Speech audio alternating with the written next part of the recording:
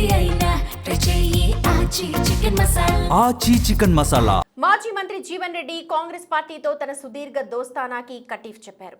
ఆ పెద్ద ఆయన నెక్స్ట్ స్టెప్ ఏంటి? జీవన్ రెడ్డి ఏ పార్టీలో చేరబోతున్నారు? ఇప్పటికే దాదాపు 40 ఏళ్లకు పైగా పలు పదవులు అనుభవించిన ఆయన పార్టీ మారడం వెనుక స్కెచ్ ఏంటి అంటే పెద్ద వ్యూహమే కనిపిస్తోంది. ఈ వయసులో పార్టీ మార్పుపై అనేక విమర్శలు వస్తున్నప్పటికీ దాని వెనుక పెద్ద ఆయన పగడ్బందీ లెక్కలతో అడుగులు వేస్తున్నారంట. తన రాజకీయ వారసురాలిగా చిన్న కొడుకు సతీమణి చరిష్మా రెడ్డిని ప్రమోట్ చేసుకోవడానికి ఆయన పావులు కదుపుతున్నారట. ఇంతకీ జీవన్ రెడ్డి ఏ పార్టీలో చేరబోతున్నారు? ఆయన కోడలు చరిష్మా రెడ్డి బ్యాక్గ్రౌండ్ ఏంటి చూద్దాం.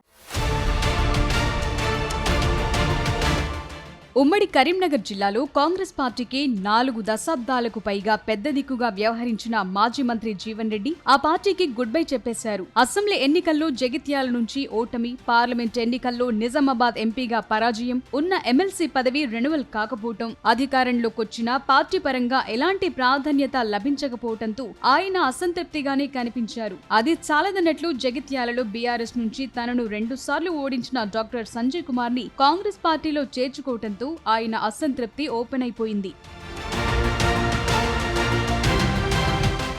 పార్టీ ఫిరాయింపులపై ప్రతిపక్షాల కంటే ఎక్కువగానే కాంగ్రెస్ పార్టీ విధి విధానాలపై జీవన్ రెడ్డి విరుచుకుపడ్డారు. జాతీయ నాయకత్వాన్ని మెచ్చుకుంటూనే రాష్ట్ర కాంగ్రెస్ పై నిప్పులు చెరిగారు. ఓవైపు రాహుల్ గాంధీ రాజ్యాంగం చేతిలో పట్టుకుని పోరాటాలు చేస్తుంటే తెలంగాణలో మాత్రం నేతలు పార్టీ విధి విధానాలకు తూట్లు పొడుస్తున్నారని విరుచుకుపడ్డారు. ఎంతకాలం ఈ అవమానాలు, ఎంతకాలం ఈ మానసిక క్షోభ? అంటే కాంగ్రెస్ పార్టీ నుంచి ఎవడు ఎదగద్దు, కాంగ్రెస్ పార్టీ నుంచి ఎవడు ఎదగద్దు. నీ చెప్పు చేతుల్లో ఉండేటోడు, నీ దయా దాక్షిణ్యాలకు లొంగేటోడు, నీ అడుగులకు మడుగులు ఎత్తటోడు, వాడు మాత్రమే కాంగ్రెస్ పార్టీలో కొనసాగాలి.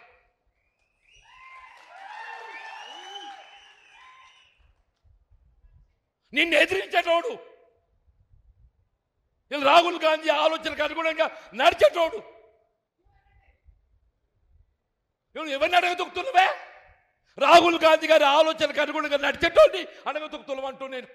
ఇక సంజయ్ కుమార్ కాంగ్రెస్ లోకి వచ్చాక పార్టీలో తన ప్రయారిటీ తగ్గటం, 40 ఇయర్స్ ఇండస్ట్రీ అయినా తనను పట్టించుకోకపోవడంతో జీవన్ రెడ్డి అలకలు చురకలు మొదలుపెట్టి చివరికి తీవ్ర విమర్శలు చేస్తూ కాంగ్రెస్ పార్టీకి గుడ్ బై చెప్పేశారు. అయితే ఏ పార్టీలో చేరతారన్న విషయంలో ఆయన ఇంకా మౌనం వీడటం లేదు. కాంగ్రెస్ పార్టీతో అనుబంధం తెంపుకుని తన నివాసంలో కాంగ్రెస్ పార్టీ ఆనవాళ్లు లేకుండా తీసేసిన జీవన్ రెడ్డి ఉగాది, శ్రీరామ నవములకి ఫ్లెక్సీలను కేవలం తన ఫోటోతోనే ఏర్పాటు చేయించారు. టీడీపీతో పొలిటికల్ ఎంట్రీ ఇచ్చి 1983లో తొలిసారి జగిత్యాల ఎమ్మెల్యేగా గెలిచిన జీవన్ రెడ్డి అన్న ఎన్టీఆర్ వెన్నుపోటు ఎపిసోడ్లో నాదెండ్ల భాస్కర్ రావుకి జైకొట్టి ఆయన కేబినెట్ లో 1 నెల రోజుల మంత్రిగా పనిచేశారు. తరువాత కాంగ్రెస్ పార్టీలో 4 దశాబ్దాలుగా కొనసాగి ఎన్ని పదవులు అనుభవించినా ఇంతవరకు ఆయన తన రాజకీయ వారసుల్ని ఎక్కడా ఫోకస్ చేయలేదు. ఆయన కుమారులు, కోడళ్లు రాజకీయంగా ఎలాంటి పదవులు అనుభవించలేదు. 2014 ఎన్నికల సమయంలో అవే తనకు చివరి ఎన్నికలని ప్రకటించిన సందర్భంలోనూ ఆయన వారసత్వ ప్రస్తావన తేలేదు. అయితే ఆ అసెంబ్లీ ఎన్నికల్లో చివరిసారిగా జగిత్యాల ఎమ్మెల్యేగా గెలిచిన ఆయన తిరిగి 2018, 2023లో పోటీ చేసి పరాజయం పాలయ్యారు. ఎన్నికలొచ్చిన ప్రతిసారి ఇవే తనకు చివరి ఎన్నికలనటం, తరువాత పోటీ చేయటం జీవన్ రెడ్డికి అలవాటేనని జగిత్యాల వాసులు బహిరంగంగానే అంటుంటారు.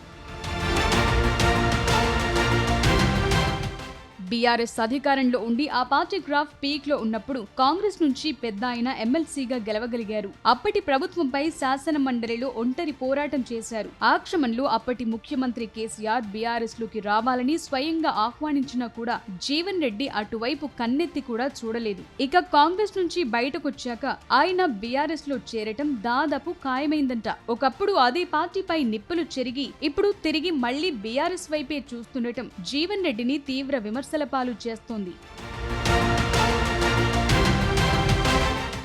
జీవన్ రెడ్డి కాంగ్రెస్ పార్టీతో తెగదెంపులు చేసుకున్నాక బీఆర్ఎస్ పెద్దలు బీజేపీ ఎంపీ అరవింద్ లాంటి వారు టచ్ లోకి వెళ్లి వెల్కమ్ చెప్పారన్న ప్రచారం ఉంది. అయితే ఇప్పుడు జీవన్ రెడ్డి మాత్రం కారెక్కటానికే సిద్ధమవుతున్నారట.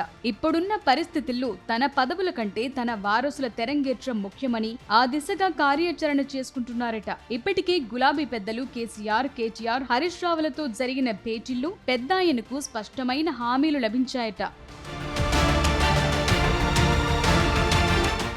బీఆర్ఎస్ లోకి వస్తే ఆయనకు పార్టీ సెక్రటరీ జనరల్ పదవితో పాటుగా వచ్చేసారి రాజ్యసభ అవకాశం ఇస్తానని మాటిచ్చారట. ఇక ఆయన రాజకీయ వారసురాలిగా జీవన్ రెడ్డి చిన్న కొడుకు రఘువీర్ రెడ్డి సతీమణి చరిష్మా రెడ్డికి వచ్చే ఎన్నికల్లో జగిత్యాల టికెట్ ఇస్తామని హామీ లభించిందట. చరిష్మా రెడ్డి రాజకీయ భవిష్యత్ అంతా తామే చూసుకుంటామని బీఆర్ఎస్ పెద్దలు మాటివ్వటంతో ఆయన కారెక్కటానికి సిద్ధమైనట్లు టాక్ నడుస్తోంది.